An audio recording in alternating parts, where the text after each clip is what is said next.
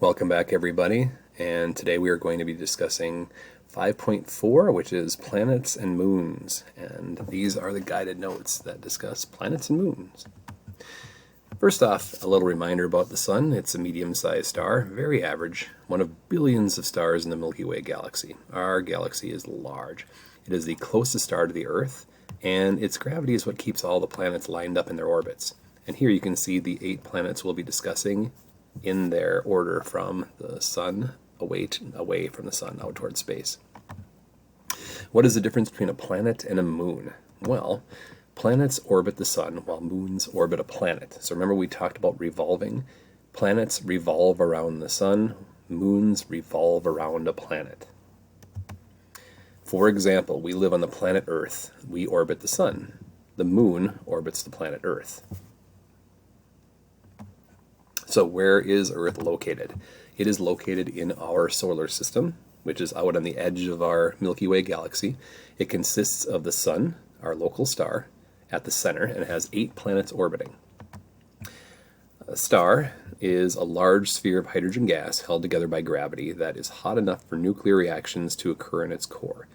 Now, there are some solar systems that have 2 stars. Ours only has 1, and we call that one the Sun. And there it is, right in the middle. You'll also see that ring of dots. That's the asteroid belt that separates the terrestrial planets from the gas giants. We'll talk about the terrestrial planets next. So, the 2 major classifications, the terrestrials, which are the small, rockier planets, and the gas giants, which are giant. So first off, before we get too far into it, we want to do a quick reminder of how we measure planetary distance. 1 astronomical unit is the average distance from the Earth to the Sun. 1 astronomical unit is equal to about 93 million miles. So that's the distance from the Earth to the Sun. And we measure things locally or in our solar system by astronomical units. So remember, every astronomical unit is 93 million miles. So, characteristics of the 8 planets. We'll start off with the terrestrial planets. That would be Mercury, Venus, Earth, and Mars, in that order from the Sun. They have rocky crusts and dense mantles and cores. They undergo plate tectonics, volcanism, weathering and erosion, and impact cratering. Now, Mercury, being the closest, doesn't have much atmosphere, so it doesn't have a lot of weathering and erosion, but it has a lot of impact cratering. The rest of the planets all have an atmosphere, so they're going to have some weathering and erosion. Now, these 4 are close to the Sun, and they're pretty close to each other when you look at their orbits. Mercury is the closest. It's about 0.4 astronomical units. It's the smallest. It has no rings, no moons, and by the picture you can see lots of impact craters, those little round circles on it where things hit the planet on their way in towards the Sun. Fun fact, a day on Mercury is 58 Earth days, and a year is 88 Earth days. So its day and its year are really close to the same. Venus is the second planet from the Sun. It's about 0.72 astronomical units. It's the 3rd largest of the terrestrials. It has no rings, no moons. It has a very, very, very dense atmosphere. It's 92 times the pressure on the Earth, which would squish us. And it is very inhospitable. Now, a fun fact, there are clouds of sulfuric acid on Venus. It can actually rain sulfuric acid. The Earth is the largest of the terrestrial planets and 5th largest planet overall. It is the 3rd planet from the Sun. It is 1 astronomical unit, and it has 1 moon that we're used to. We see it all the time. The surface is mostly liquid water, about 70-some%, a little over 70. And a fun fact, it's the only planet that we know about that has life. It's a pretty important fact for us. Mars, that's the 4th planet from the Sun. It is the 2nd smallest, second only to Mercury. It is the 4th planet from the Sun. It is 1.6 astronomical units away. It has 2 small moons, Phobos and Deimos. Fun fact, it's the red planet due to a layer of reddish rust on the surface. So yes, the surface is red because of rust. Now, what are some characteristics of the rest of the 4 planets? Well, these would be the gas giants. They are Jupiter, Saturn, Uranus, and Neptune in that order, and they are pictured in that order as well. They're made mainly of hydrogen, helium, and other gases. They are very, very massive.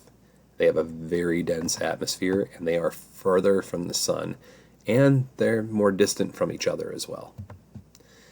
Jupiter is the largest planet and is the fifth one away from the Sun. It is between Mars and Saturn. It has 79 known moons, and the first 4 were discovered by Galileo in 1610 with a very crude handheld telescope.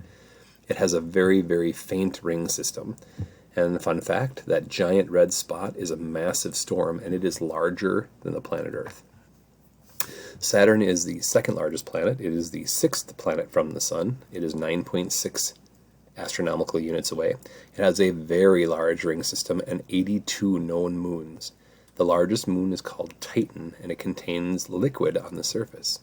Fun fact, the rings are mostly made from water ice. Uranus is the 3rd largest planet by radius, 4th largest by mass, and it's the 7th planet away from the Sun at 19.2 astronomical units. It has 27 known moons and a thin ring system, and you can see them in the picture. The axis is tilted, so it looks like it rotates on its side.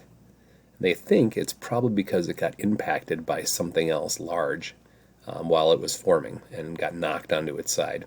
Fun fact, it's the most distant planet we can see without a telescope. We can see it with the naked eye. Neptune is the 8th planet. It is the most distant at 30 astronomical units. It is the 3rd largest by mass and 4th largest by radius. So it's a little smaller than Uranus, but it's more massive. It has very faint rings. It has 14 moons that we know about, the largest one being Triton.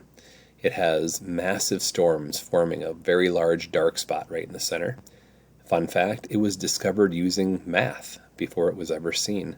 So before they knew it was there, before they could observe it, they calculated that it would be there.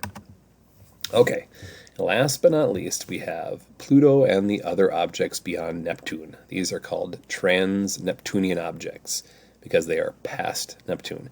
They are part of something called the Kuiper Belt. The largest one is Pluto with its moon Charon. It is considered that these are considered minor planets or dwarf planets. So they're smaller chunks of rock out there that we kind of consider like planet-like, but not quite planets. Fun fact, Pluto was considered the 9th planet until 2006. So probably right before you were born is when it lost its classification. Now, some things to remember from this chapter, some things that are important. Characteristics of the terrestrial planets, characteristics of the gas giants, and some characteristics of the things beyond the gas giants, like Pluto.